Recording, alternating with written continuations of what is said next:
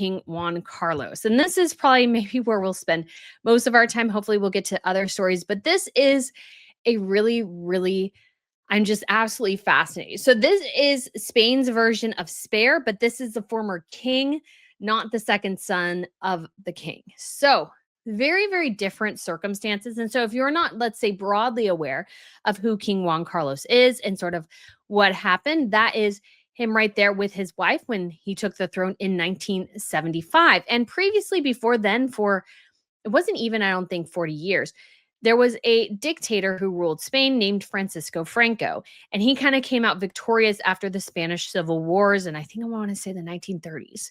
And I'm not, let's say, historically all that fluent in this time period.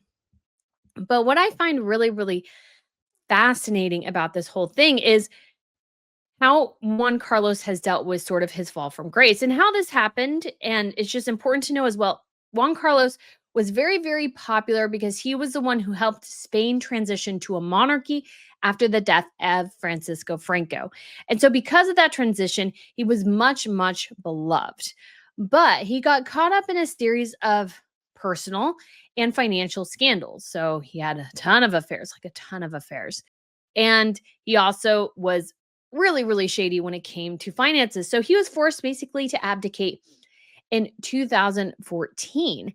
And since then, he's been sort of a thorn in the side of the now king, his son, King Felipe. He's also had a daughter. So this is Juan Carlos, whose husband spent time in prison for like tax evasion type things.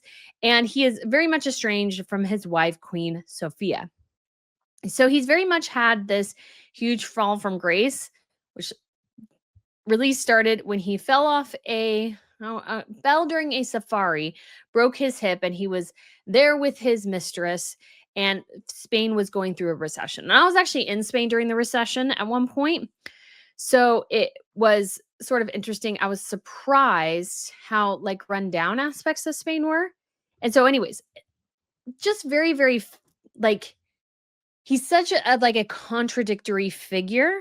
And so this has a good synopsis. This is from the Times of London. And so it's in regards to an interview he did with Le Figaro. So I wanted to get it, but I did have to subscribe. So I went with the Times because they kind of give a synopsis of it. I'd like to read it more. I actually have now accumulated quite a few foreign magazine subscriptions just so I can read royal articles. So this is going to be his book, will be published next week in France.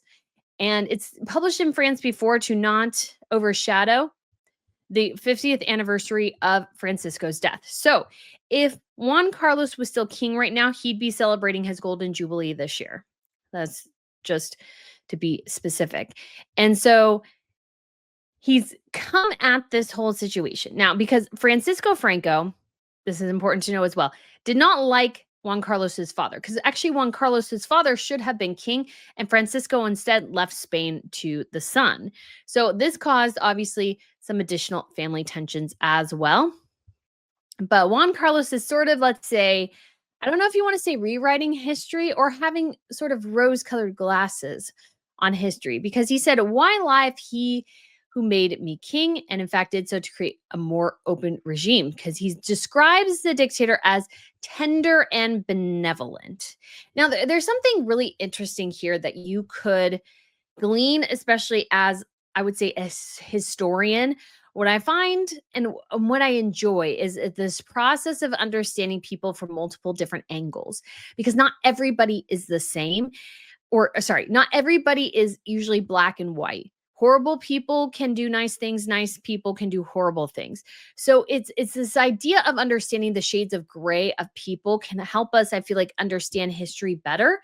But the question is this just a glossing over of the deaths Francisco Franco caused, or trying to portray a different side to him? That's sort of the question, because Spaniards have basically been taught Francisco Franco was comparable to Mussolini or Hitler.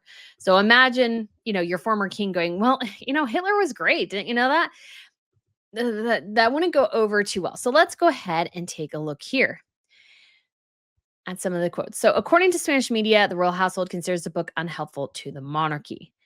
So, he says that in regards to Franco, he doesn't have bad memories. He said he had a clear vision of the Spanish state and its future. I mean, I would argue so do a lot of dictators. It's not necessarily a good thing. He did not hide his sympathy for me. He could even be somewhat tender and benevolent. I had greater respect for Franco. I appreciated his intelligence and his political acumen. I never allowed anyone to criticize him in front of me. Okay, so when it comes to dictators, yeah, they're pretty good at their political acumen because they get rid of the people who disagree with them. Like that's not a difficult concept. Because again, I feel like we're very much in this rewriting of history angle by Juan Carlos. And so as it goes on, he says he expressed amazement at the dictator's longevity and power. It's like, well, that's sort of what dictators do. Again, sorry. It's just like, does he not understand that's what they do? He said no one was able to overthrow him or even destabilize him, which over such a long period, 37 years, is quite a feat. I mean, it is and it isn't. Because if your goal is to kill everybody who disagrees with you, you can reign pretty issue free, to be honest. The former monarch also reminisces about being at Franco's deathbed. I was sitting next to him in his hospital bed. He said, he took my hand and said, as if with his last breath, Your Highness, I ask only one thing of you, maintain the unity of the country. That was his last wish.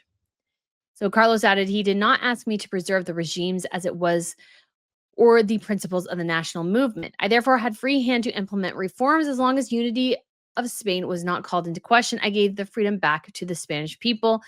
Franco died a few days later on November 20th, 1975. Juan Carlos left Spain in 2020 after corruption investigations into his financial affairs, which have since been shelved.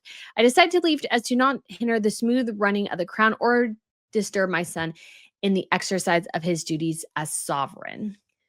So, I mean, again, the national movement, I don't know too much about this time period, but it is pretty astounding because Juan Carlos may have had potentially the opportunity to rule as a dictator himself. And he did do the good thing and give the control back to the people. And which is fantastic. But yeah, he also thinks that Franco is a great guy. And we have Madame Esther here who says, as a Spanish, I feel highly offended by how he recalls the whole thing. Both of my grandparents were highly affected by the dictatorship. I mean, that's so important to add. I need to learn more myself because I definitely want to do an exploration of this because Juan Carlos having all these sort of facets to him and how he ushered in a great era of Spain, and yet it's looking back at a terrible era of Spain and sort of sugarcoating it is just a really, really fascinating perspective. And some people believe this was done at the sort of influence of people he's close to now in exile in Abu Dhabi. He says when he went into exile, he'd already boarded the plane that would take him to Abu Dhabi. It was probably a private jet. Somebody arranged for him, and he received a call from his son. And his son said, "Where are you going, boss? To London?" Felipe asked. "As a sign of respect, my son calls me that, although in private, I'm still dad," explained the King Emeritus as he was officially styled. And then he says, "No, to Abu Dhabi." And then Felipe goes, "Take care." That was our last conversation before many months passed. Felipe's like, just leave, dad. Just go. I mean, it is kind of sad. Juan Carlos mentions his strained relationship with his son with sadness. "My son has turned his back on me out of a sense of duty. I understand that as king, he must maintain a firm public stance, but it hurt me and that he was so insensitive." I would argue Felipe wasn't insensitive. I mean, his father was. His father cheated on his mother all the time, like 2,500. I mean, that's been probably the crazy estimate. I mean, there have been estimates that he's basically been with thousands of women, Juan Carlos. And so, yeah, I'm not surprised that Felipe doesn't have a ton of respect for his dad. Would you? If that was your dad? Probably not. And it's not Felipe's job to coddle his father. He needs to honor his father, but it's not his job to coddle him or to, let's say, allow him to, let's say, deeply impact his life. And as well, keeping Juan Carlos too close would be bad. So you need to have a situation where an abdication occurs where the monarch that abdicates is completely and utterly willing to step back. And I would say this is probably a sexist assertion, but I don't apologize for it, that probably abdication in some ways works better with women than men. We've seen Marguerite and Beatrix be very willing to step back and, you know, very much in support of their sons ruling and not too engaged at all. But when it comes to men, I would say that's a little harder, although Albert, who abdicated in Belgium, had a lot of financial issues. But Juan Carlos would, if he was, let's say, overindulged, be very much an even bigger pain in the side of his son. So his son sort of has to keep his distance, I think, both for his own sanity and for the sake of the crown. And Juan Carlos is the one that forced Felipe to make that decision. And so he adds, I can't hold back my emotions when I think about some of the members of the family whom I no longer have, and Spain, which I miss so much. Then why did you treat Spain so badly? Juan Carlos, you could have treated it a bit better. I leave without prospects, without any certainty that I will ever be able to live in my country again. Well, that's because they were investigating you for financial corruption, which you caused. Above all, he goes on to say, I hope to have a peaceful retirement where I live, to resume a harmonious relationship with my son, and above all, to return to Spain, my home. So he has kind words for his estranged wife, former Queen Sofia, whom he bitterly regrets did not visit him in Abu Dhabi as his daughters, Princesses Elena and Christina, have. So this is sort of another facet of this relationship, which is that Elena and Christina, it's I believe Christina specifically, her husband is the one who went to prison for tax evasion and financial fraud, basically. And so Juan Carlos at that one point was announced that he was setting up some sort of trust to keep them sort of comfortable financially.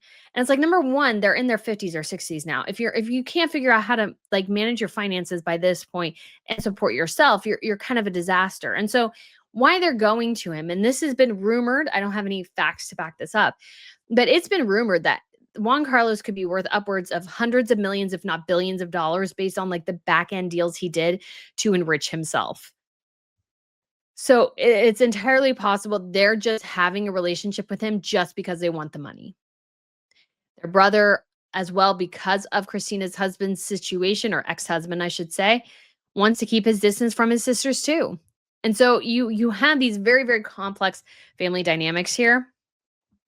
And a man who's in his elderly years and not quite, I don't think, dealing with reality. So he also makes a statement about Queen Letizia, who he does not like. It said basically Felipe's wife, writing that he did not miss his daughter-in-law. Her incorporation into the royal family did not help the cohesion of our family relationships, he complained. There is a personal disagreement between him and her. I don't blame I don't blame her for not liking him. I would not like him either if he was my father-in-law. I would not. Because you just got to wonder too, like, and I'm sure she's heard a lot of things from Felipe about the hurt his father has caused. In addition to that, she and her husband would have been still the prince and princess of Asturias at this point. Maybe he would have abdicated if his health got truly very bad, which I don't think he's in great health. But he might have abdicated maybe 5 years ago instead of 10 plus years ago. And so that forced them and their young family to become monarchs much earlier than they initially anticipated. And so that will cause friction as well. And I know there's a certain segment of people in Spain who do not like Letizia. And some of this comes from, I think, sort of old perspectives. They didn't like that she was divorced. I don't think they like that. You could say, I would argue she's probably more on the liberal end of the political spectrum. Like, I think if she wasn't married to the king, she'd probably be a Republican, to be quite honest. And so I don't think they particularly like her because of that. And they wanted him to marry somebody of the aristocracy and some, I think, diminutive, let's say, quiet speck of a woman like Sophia was a bit. And so I think that's where some of that comes from. Like, not that she's perfect at all. I think, of course, she is one of the best working royals out there, to be quite honest, even though I don't think necessarily that she would, um, let's say, be interested in being royal if she was not married to her husband. She represents Spain very well. She's always very, very professional. And there have been some, of course, discussions of people thinking that Letitia doesn't treat Sophia well. But I wouldn't be surprised either, again, if there is some aspects to the family dynamic. There's sort of a famous video as the family's coming out of a church after Easter or something to that effect. And Sophia's grabbing the girls and forcing them into pictures with her. And Letitia kind of breaks that up. And people are like, oh, Letitia's being so mean. Because Sophia, because of how Juan Carlos treated her, is sort of seen by a lot of people as a saint. And so, like, Sophia can't do anything wrong, but Letitia does everything wrong. I just don't believe that. And having watched the video myself, I like the girls were actually trying to get away from grandma. That they were. And I think she kind of uses them, or at least did when they were younger. I don't think that's as much the case now, to kind of like still ingratiate herself into the royal fold. This would be Queen Sophia. And I don't think treats Letitia with very much respect. So that is sort of, again, my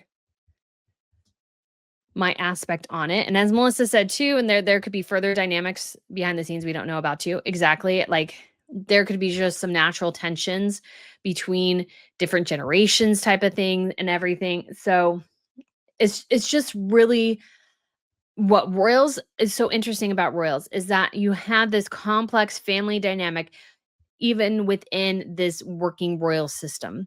So it's all like, so you have a brand and an industry, you could say, but then it's all run by family. And then you have these complex family dynamics within as well. And all that kind of streams together into sometimes a big mess. Let's just say it's a big mess.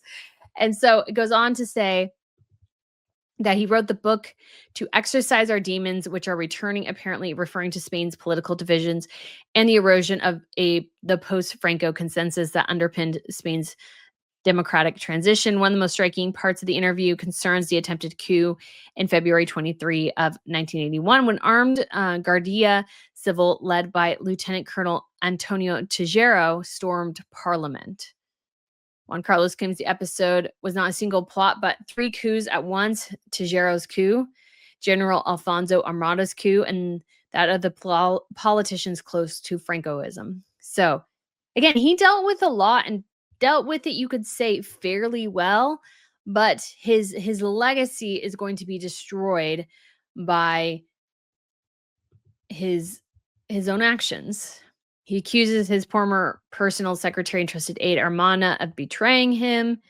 He says, I loved him dearly, but he betrayed me. He told the novelist Javier Cercas, who has written about the coup, how can you believe I was involved, insisting his role was to defend democracy, not conspire against it.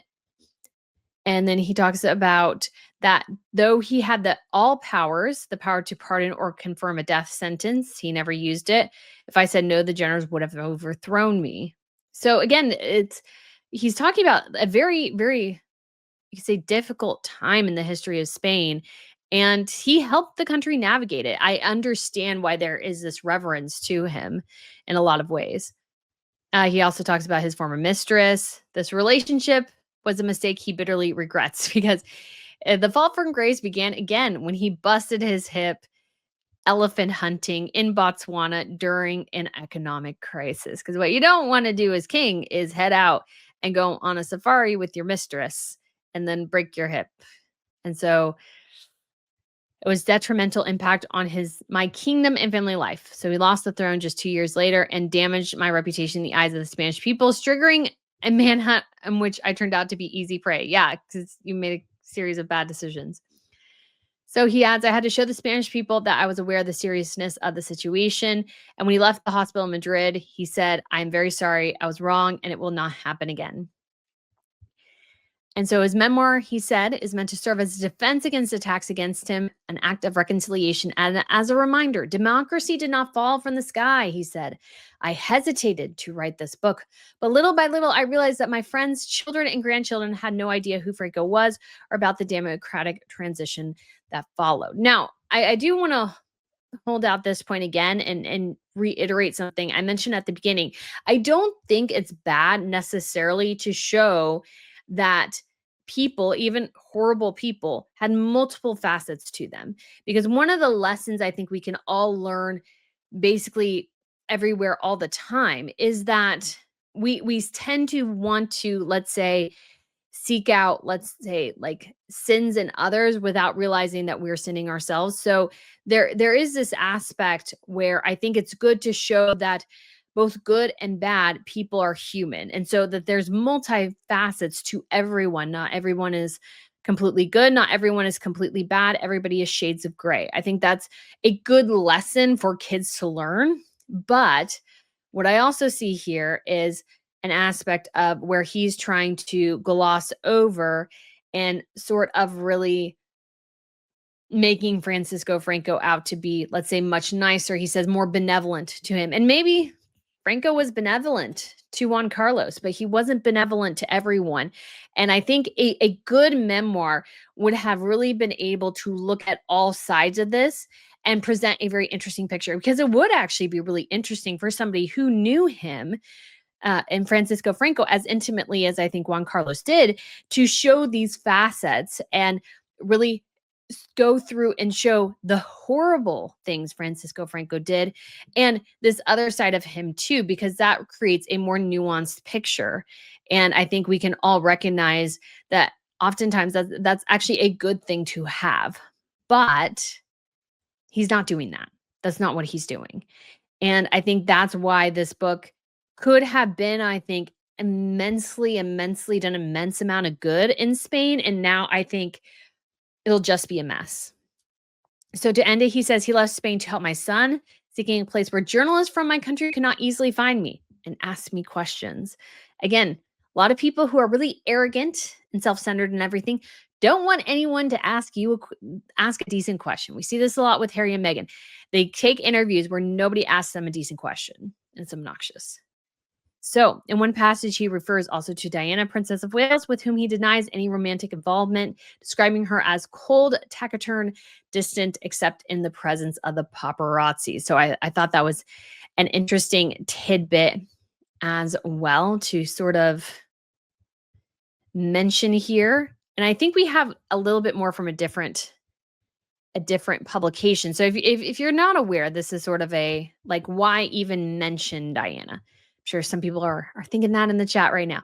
So between 1986 and 1988, Prince Charles, Princess Diana, and William and Harry spent considerable time with the Spanish royal family. Every summer, they spent a few days at the Marvent Palace, the summer residence of Juan Carlos and Sofia of Spain in the Palma de Mallorca.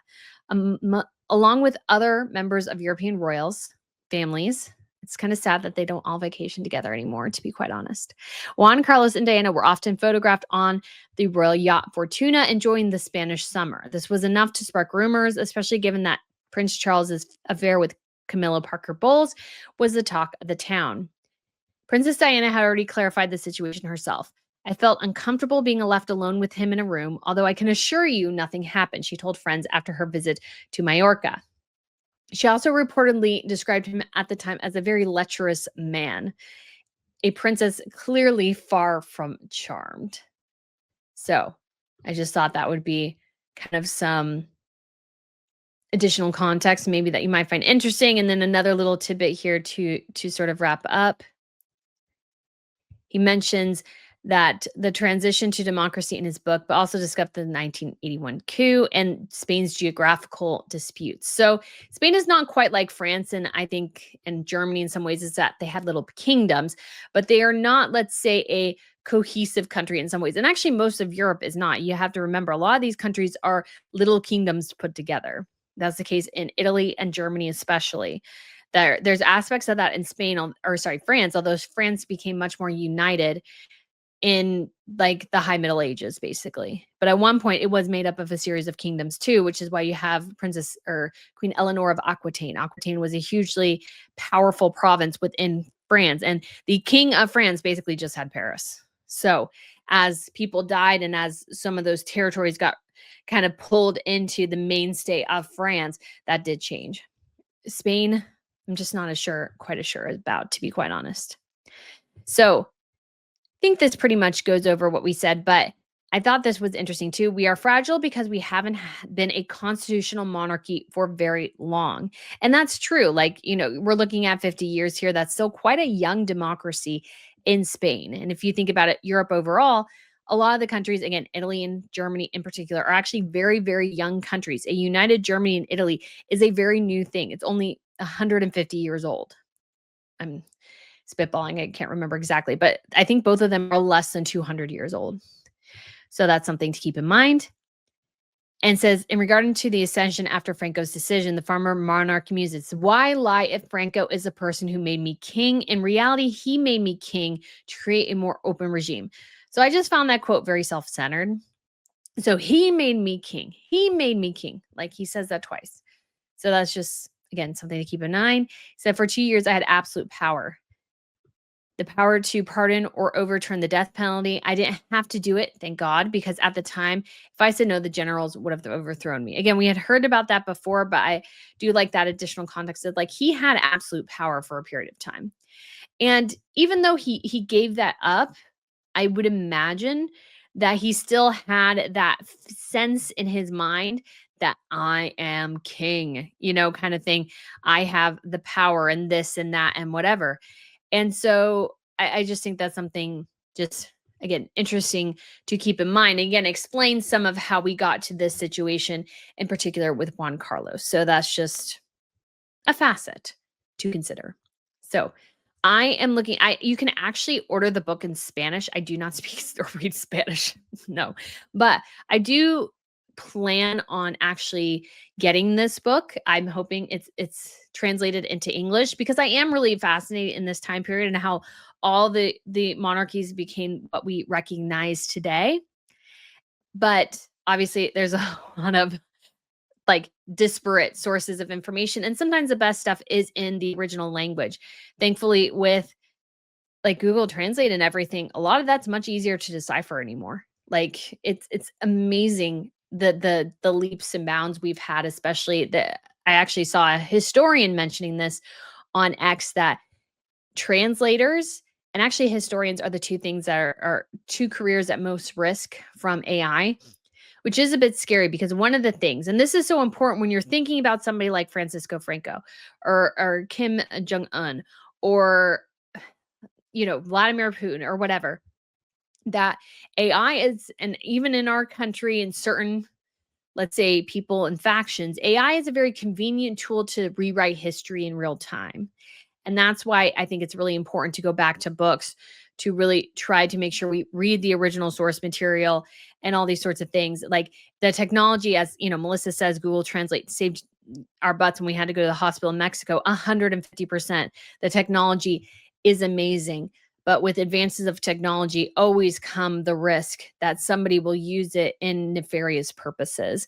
And I just always think that's something to keep in mind, because I was really sad to hear that historians are the most at risk. Because I'm like, I'm a historian. I don't want to be at risk technically of being superseded, I guess, by technology, but that is a risk. But this is a really, really, again, something I want to dig into much, much more, because this is not only covering, let's say, Juan Carlos's reign, but you have to look at Franco, the Spanish Civil War, all these sorts of things, which I'm just not super familiar with.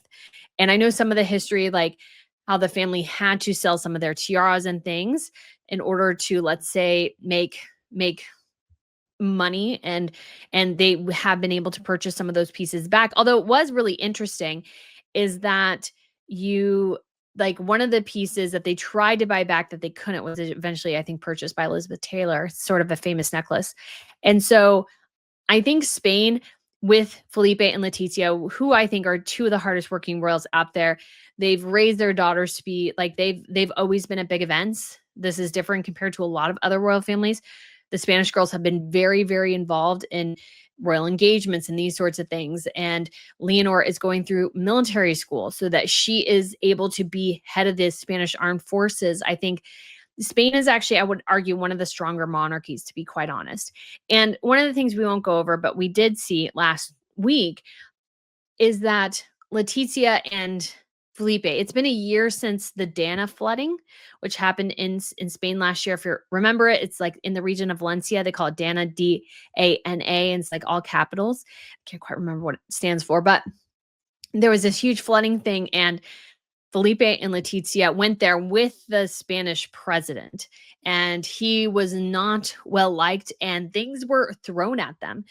And they had one bodyguard who had blood running down his face. They were covered in mud because people were throwing things more at the president than them. But Felipe, I think especially because he's 6'5", he has such a commanding presence just simply for his height, that he and Letizia, despite, kind of like a very chaotic and antagonistic crowd, were going through and talking with people and hearing from people and these sorts of things. And that was a great test, which I think both of them passed with absolute flying colors. Letizia and Felipe totally and completely passed that test of royals acting under pressure and really, really showing and thriving in that moment. And so for me, I think that's unbelievably a good, that should be an example to all royals of what to do when the crowd turns quite antagonistic and violent. And the people just wanted to be heard, and that's exactly what the royals did. Felipe would go, calm down, speak to me. I want to hear from you, but I can't hear from you if you're all yelling at me. Let's calm down. And he did it brilliantly, and so did she.